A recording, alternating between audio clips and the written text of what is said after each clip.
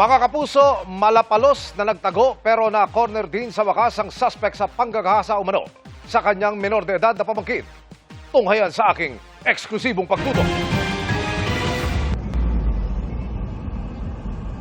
Pinasok ng mga pulis ang subdivision na ito sa Dasmariñas, Cavite dahil sa isang tip.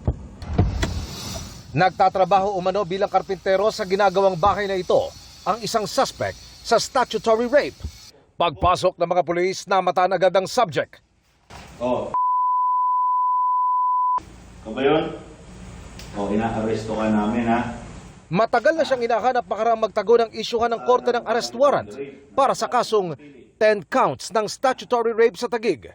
Ang biktima nila dito ay isang minor de edad na kung saan ay kanya pang pamangkin. So ginahasya sa at nakasuhan siya ng 10 counts na qualified rape. Bukod sa patalon-talon ng inuuwian, hindi naging madali sa mga pulis ang paghahanap sa suspect dahil nag-iiba umano ng identity. Minsay namamasukan ito bilang electrician, mason, laborer at minsay naging project engineer pa. Magaling itong ating suspect.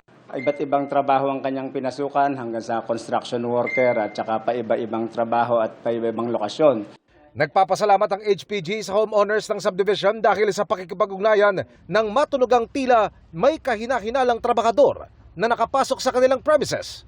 Ang ating PNP Highway Patrol Group ay naggandak ng isang intelligence-driven operation upang ating makilala at mahanap ang kanyang tinataguan na kung saan ay nakipagtulungan kami sa Taguig PNP at sa Dasmariñas sa PNP. No comment ang suspect.